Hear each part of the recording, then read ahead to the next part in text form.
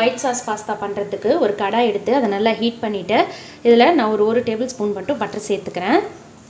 Butter நல்லா melt ஆகட்டும். இப்போ பாருங்கள், பட்டர் நல்லா மெல்ட் ஆனதும் இதில் நான் கேப்சிகமை இந்த மாதிரி ஸ்கொயர் ஷேப்பில் கட் பண்ணி எடுத்திருக்கேன், அது சேர்த்துக்கோங்க. அதே மாதிரி ஆனியனும் ஸ்கொயர் ஷேப்பில் கட் பண்ணி சேர்த்துக்கோங்க. அதுக்கப்புறமேல்ட்டு மஷ்ரூம் வாஷ் பண்ணி எடுத்திருக்கேன், அது சேர்த்துக்கோங்க. அதுக்கடுத்தது பாயில் பண்ண ஸ்வீட் கார்ன், இதையும் சேர்த்துக்கோங்க.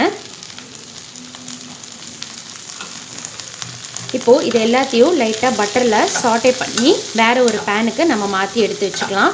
இது நல்லா பட்டரில் சாட்டே ஆனதும் எடுத்து வச்சுக்கலாம்.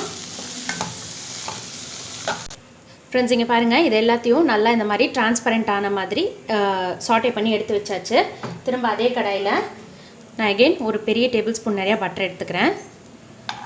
இப்போது பட்டர் பார்த்திங்கன்னா நல்லா மெல்ட் ஆனதும் இதில் நான் ஒரு 1.5 டேபிள் ஸ்பூன் மைதா சேர்த்துக்கிறேன். இதை நல்லா இந்த பட்டரில் ஃப்ரை பண்ணி விடுங்க. லோ ஃப்ளேமில் வச்சுக்கோங்க. இப்போ இதை நல்லா ஃப்ரை பண்ணி விட்டுட்டு இப்போ இதில் பால் கொஞ்சம் கொஞ்சமாக சேர்த்துக்கலாம். கட்டியே இல்லாமல் நல்லா கலந்து விடுங்க. கட்டியே இருக்கக்கூடாது. இப்படியே கட்டியே இல்லாமல் இந்த மாதிரி ஒரு ஒயர் விஸ்க் வச்சு நல்லா மிக்ஸ் பண்ணி விடுங்க. இப்போ இதில் இன்னும் கொஞ்சம் கூட பால் சேர்த்துக்கலாம். சேர்த்துட்டு நல்லா மிக்ஸ் பண்ணிவிட்டு நான் லோ ஃப்ளேமில் வச்சுருக்கேன். ஏன்னா நம்ம மைதா மாவு சேர்த்திருக்கிறதுனால சீக்கிரம் கெட்டியாயிரும். இப்போ இதில் இந்த பாஸ்தாக்கு தேவையான உப்பு சேர்த்துக்கோங்க. சேர்த்துட்டு கலந்து விட்டுட்டு நம்ம சாட்டே பண்ணி வச்சுருக்க வெஜிடபிள்ஸை இதில் சேர்த்துக்கலாம். அதுக்கடுத்தது நான் பென்னே பாஸ்தா பாயில் பண்ணி எடுத்து வச்சுருக்கேன். ஸோ நான் அதை இதில் சேர்த்துக்கிறேன். இப்போ இதை நல்லா மிக்ஸ் பண்ணி விடுங்க. யம்மி, செம்மையாக இருக்குது பார்த்தீங்களா? So super. நல்லா இப்போ இதில் மிக்ஸ் பண்ணி விட்டுட்டு லைட்டாக நான் சில்லி ஃப்ளேக்ஸ் சேர்த்துக்கிறேன்.